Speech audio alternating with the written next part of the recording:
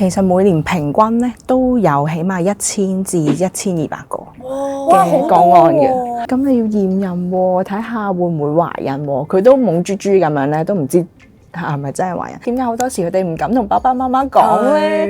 就係好擔心啊，爸爸媽媽會失望啊。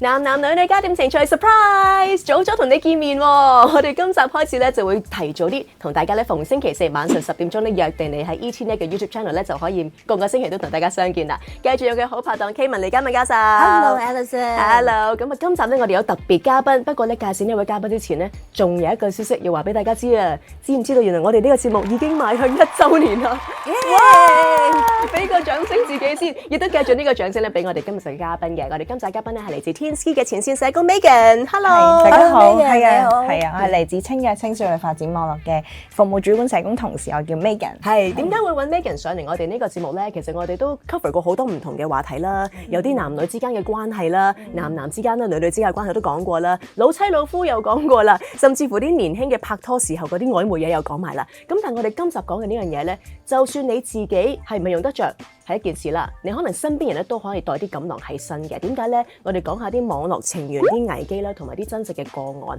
因為 Megan 你係前線工作啦，有10年嘅經驗啦，非常之厲害啦，都見咗好多，亦都係接觸過好多唔同嘅，尤其是係女仔。你係專門係負責去揾一啲青少女嚟到去做服務對象嘅係嘛？係啊，冇錯，我哋機構咧都係咁多年都係主要服務一啲喺高危嘅青少女，咁可能佢喺網絡世界度去識朋友啦，或者意外懷孕啊、感染性病啊等等，呢啲都係我哋嘅服務對象嚟嘅。係，其實點樣先至為止係高危嘅對象啊？咁咧就係我哋好集中咧，會係支援一啲咧喺性同生育健康方面遇到困難或者一啲危機嘅女孩子。正如好似頭先所講，可能係意外懷孕啦、感染性病啊，或者佢可能喺網上面識到一啲朋友，係有恐嚇勒索啊，甚至乎偷拍啊呢啲情況，咁都係我哋嘅服務對象，我哋都會去支援佢哋嘅，有唔同嘅服務咁樣。我想問下多唔多咧？譬如1年裏邊真係接觸你哋即係呢啲咁嘅個案，係面對面要幫手支援啊，或者係真係去處理一啲情況。每年大約有幾多個 cases 啊？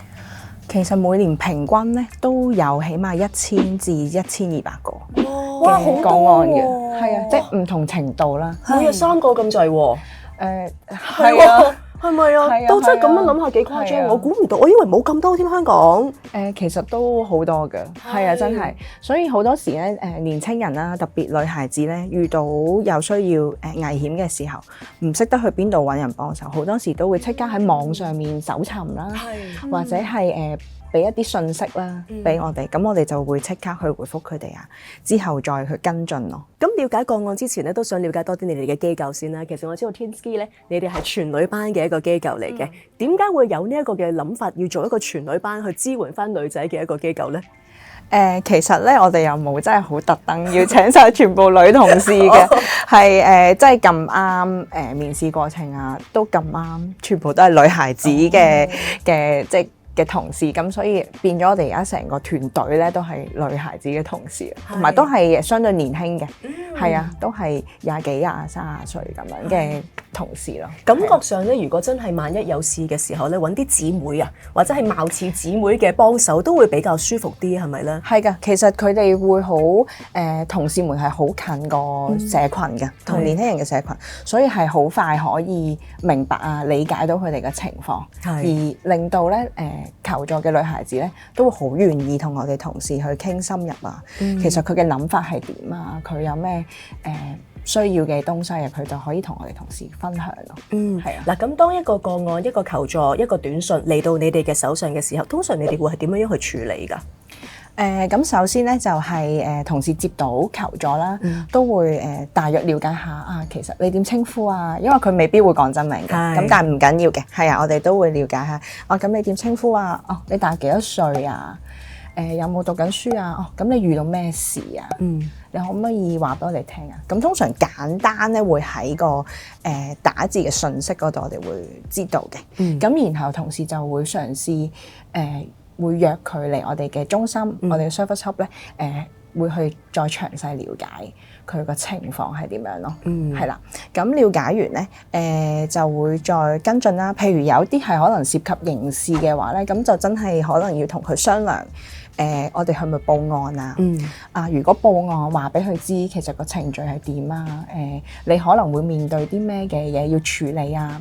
如果佢真係未夠18歲嘅，未成年嘅，咁就真係會同佢傾。咦，咁可能真係要俾家長知喎，要俾爸爸媽媽知喎。我哋不如預備下點樣同爸爸媽媽講啊。同時我哋都會陪你一齊嘅，所以唔使擔心。咁係會一整個過程同佢經歷咯。其實係咪通常揾咗你哋先至話俾自己爹哋媽咪知啊？通常都係嘅。咁所以睇得出，年青人特別女仔咧，係好多時都會想揾咗啲同輩啊、朋友啊，甚至乎或者我哋社工同事商量咗先，再同爸爸媽媽講咯。係啊。咁你接觸嘅個案入邊咧，其實邊一類型比較多啊？即係個本身嗰個危機或者個風險出事位係喺啲咩地方度咧？嗱，比較多咧就一定係涉及一啲性行為嘅。咁性行為會有機會遇到嘅危險咧，就喺唔安全性行為下發生咧，就係意外懷孕啦，同埋感染性病。係。咁呢個都係我哋好常見到嘅喺年輕女孩子入面。係啊。咁呢啲都係一定係要涉及即係醫療上、健康上嘅支援嘅，即時嘅，仲要係我哋會好快咧同佢做咗啲評估啦。咁我哋中心入面咧都有健康檢查嘅，係啊，有一啲性病嘅快速測試檢查啦、驗孕嘅檢查啦。咁我哋會幫佢檢查咗有結果。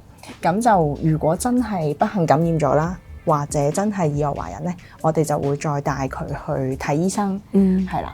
去家教會啊，或者係衛生署嘅社會衛生科診所做跟進咯，去做治療啊咁樣。係，咁呢個係直頭身體上面有需要去求助啦。係啦，但係我相信情緒上面嗰個負擔都係好大嘅。情緒上有啲乜嘢可以幫到佢哋㗎？其實咧，情緒上對女孩子嚟講咧，佢哋係好需要揾一個可靠、可以信任、有人聽佢講，同埋真係願意明白佢嘅，唔會咧一嚟好快就已經係批判佢。你咁樣唔啱喎！你女仔人家你做乜即係去上網識埋啲咩人啊？即係好快有呢啲批評性嘅説話咧，係女孩子好反抗，所以點解好多時佢哋唔敢同爸爸媽媽講咧？就係好擔心爸爸媽媽會失望啊，會好似話返我自己啊呢啲諗法，所以佢會想揾一啲可靠、信任嘅人。其實特別係成年人咧，佢哋都好想揾嘅，不過唔容易咯。咁變咗點解佢會好快會俾信息去揾我哋嘅社工同事去傾，就係咁解啦。係都見到前嗰批有啲調查報告就出現咗，話原來啲中學生，尤其是呢一個年紀嘅小朋友咧，佢哋有啲咩事其實唔係好願意去揾學校嘅老師，又或者甚至乎駐校嘅社工去傾嘅。咁雖然佢哋係想揾大人去傾，想揾人幫下手，但係真係揾邊個咧係一個好大嘅問題咯。係啊，同埋好多時候我哋以為咧即係出事咧嘅呢啲嘅即係少女們咧，可能都係屋企會唔會係冇人理啊咁？但正話咧。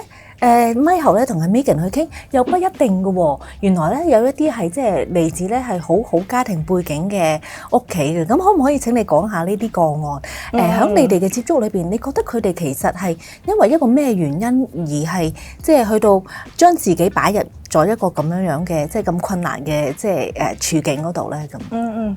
其實都有嚟自基層嘅家庭嘅個案啦，亦都有一啲未係。雖然可能都基層，但係咧，佢係有爸爸媽媽都喺度嘅，咁關係好好添，係啊，會好開放啊，都會好親密啊，同父母都會傾好多嘢啊，商量好多嘢，學業上啊，識朋友上啊咁，其中一個個案咧就係個女孩子同喺中學啦，讀中學嘅，佢都高中㗎啦，咁就拍拖啊，同學校嘅男孩子係啦，咁佢就拍拖咧，跟住佢就意外懷孕，咁但係咧佢又唔係好知道，原來發生咗唔安全性行為之後咧，其實有機會意外懷孕嘅喎，咁佢就意識到好隔咗可能成2-3個月咧，先咦我好似月經未嚟喎，咁樣咧先去上先驚網，啦係啦，先擔心啦，咁就先去俾信息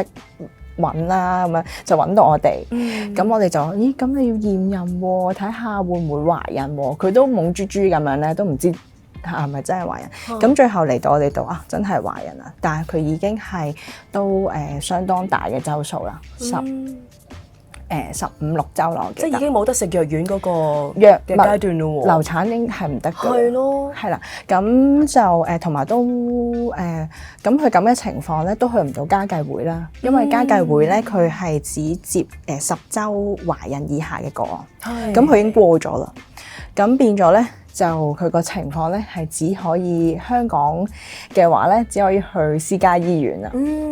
係啦，因為公立嗰陣時，我唔記得係咪好似 Covid 緊啊，都仲係，咁係冇提供呢啲服務嘅，咁就去咗就要去私家啦。咁但係對一個高中生嘅妹妹嚟講，其實邊有呢個錢啊？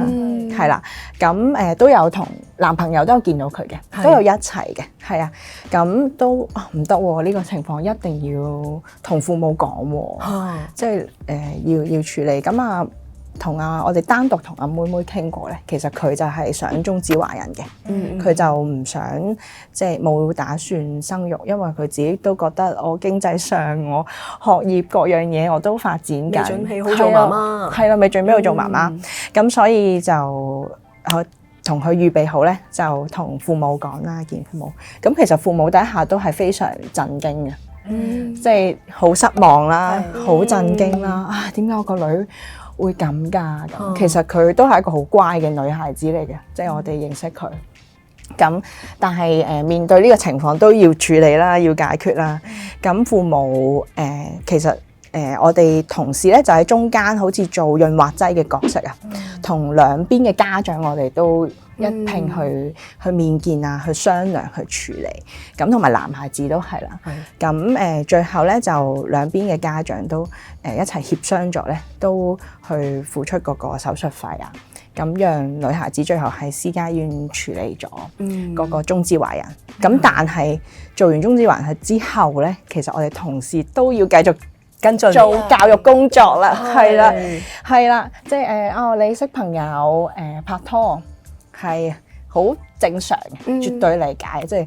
即係以前讀書話咩中學生應否談戀愛，我覺得呢個主題已經不再攞出嚟講都已經不能笑啦，不能再討論嘅啦。係啊，咁但係拍拖究竟個身體界線我哋係點樣同伴侶去溝通咧？點樣去定個界線咧？如果我假設佢哋都真係16歲以上啦，法例上係啦，16歲以上，真係會有想發生性行為嘅時候，點樣有咩措施保護自己？啲知識性嘅東西都讓女孩子同男孩子都要知道。係啊，係啦。咁而知道呢啲知識之後，我點樣同個伴侶溝通？我哋要用邊個措施先去發生性行為咧？係安全嘅，係啦。咁呢個就要教佢哋咯。如果萬一真係有唔安全性行為發生咗啦，咁有咩緊急嘅措施可以做咧？可以去揾醫生，係啦，緊急避孕藥啦，或者係如果對方可能有感染性病嘅症狀，咁就係要去睇一啲性病嘅治療，係去做檢查啦。咁呢啲都要教育翻女孩子咯。係啊。頭先咧，我好中意 Megan 提到一樣嘢咧，就係知道自己對於身體嗰條界線定喺邊一度。我相信咧喺我哋臨俾你走之前，都當係一個錦囊送俾我哋嘅觀眾朋友，好唔好啊？無論係你自己本身係有呢一個嘅意識又好，或者你完全唔知道有呢樣嘢嘅話，都可以問下自己呢一個問題：究竟你自己對於你嘅身體界線係喺邊度咧？或者有冇啲輔助可以等我哋又問多啲問題，等我哋自己了解自己多啲㗎？其實有嘅，我哋青躍啦，雖然我哋喺香港都唔係一間好大嘅機構，間小型機構，但係我哋咧係好熟悉女孩子嘅呢個群體啦，同埋性教育嘅工作。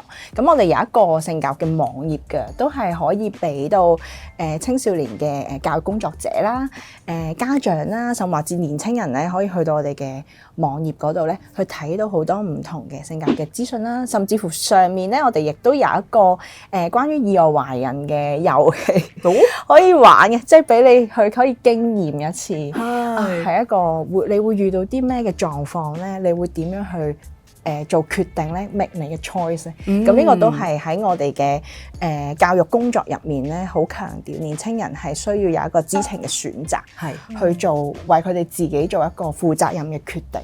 係啊，都提下大家你嘅網址係乜嘢啊？係我哋嘅網址咧，青躍係www.teenskey.org。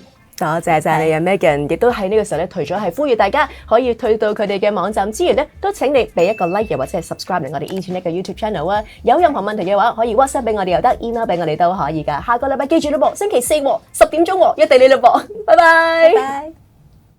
如果想緊貼最新最齊嘅生活消閒資訊，即刻下載 Etonette 財經生活 App， 或者上etonette.com.hk 睇啦。